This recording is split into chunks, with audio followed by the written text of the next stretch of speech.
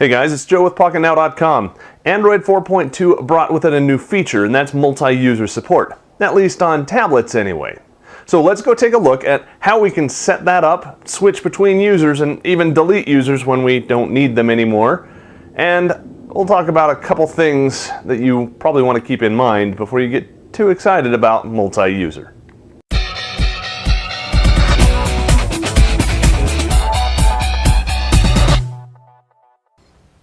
So here we've got a Nexus 10, it's running Android 4.2, and I've only got one user. Let's go ahead and unlock it. From here, we're going to go into Settings, and you'll notice I've got my own avatar up here. This is me. This is the current user. If we open that up, you'll see information about me. Let's add a new user. Go over to Settings, and we're going to come down to Users. This is me. My name, my nickname, owner info, whatnot, and other users. Notice there are none, at least not currently. So let's add one. Some information for us. We'll say OK. Now, it's asking us if we want to set up the user, and we have to make sure that we have enough available space on the tablet so that they can have all of their stuff. So that's the first caveat. The first thing you need to know is every user that you add is going to take up extra space on the device, and it's not going to be available to you until you delete that user. So keep that in mind. If you've got a limited storage capacity device, an 8 or 16 gig tablet, you'll need to be a little more careful than if you have a 32. So now you notice down here I've got me and I've got this new user. And it doesn't take too long to switch between the two. It's not quite as fast as I'd like it to be, but there you go, I can switch right over to it. And let's unlock. And the first thing you're met with is, well, the same thing that you get when you have a brand new tablet. It's asking you to step through the process. I'm going to say no, that I don't have that. I'm not going to get an account now, yada, yada, yada.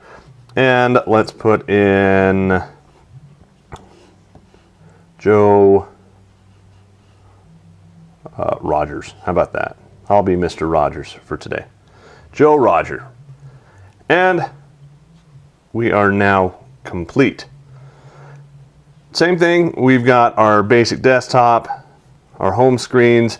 Nothing here because I didn't set up a Google account. I can always go in and add one of those over here in Settings, and under Accounts. See, I have none. I can add an account right in there. So you can come back and do that at a later time. Once you've done that, hey, it's great. You've got your own nice little user space. So if you're a parent and you have a kid, here you go. Now you can give them your tablet and they can mess up their own thing, and short of doing physical damage, they're not going to mess up your save games or reply to emails that you don't want them to, or all that kind of fun stuff. So switching users, come up here. It's just as simple as that. Again, takes a little bit of time to swap out that user space, and then we can log right in, and you'll notice that this is my desktop right there. Okay, so now I don't want this user on my tablet anymore. How do I get rid of it? Go back into Settings and back down to Users. Primary user you can't get rid of without doing a factory reset, at least not as far as I know. Other users, hit that little delete. Are you sure? Yep, let's delete it, and gone. Just as easy as that. One other thing that you want to keep in mind, and that has to do with custom ROMs and flashing images. If you are using Android 4.2 and you are using multi-users, or arguably even if you're not, it might mess with the SD storage space and start nesting folders deeper and deeper and deeper until you run out of space, and it's kind of a bug. A lot of the recovery makers and whatnot are addressing that, but keep it in mind, it's a little bit early in the game. You shouldn't be doing multi-user on smartphones anyway, at least not according to Google, but we really don't know why that is. Anyway, showing off multiple users on Android 4.2 Jelly Bean for Pocket Now, I'm Joe Levi. Thanks for watching.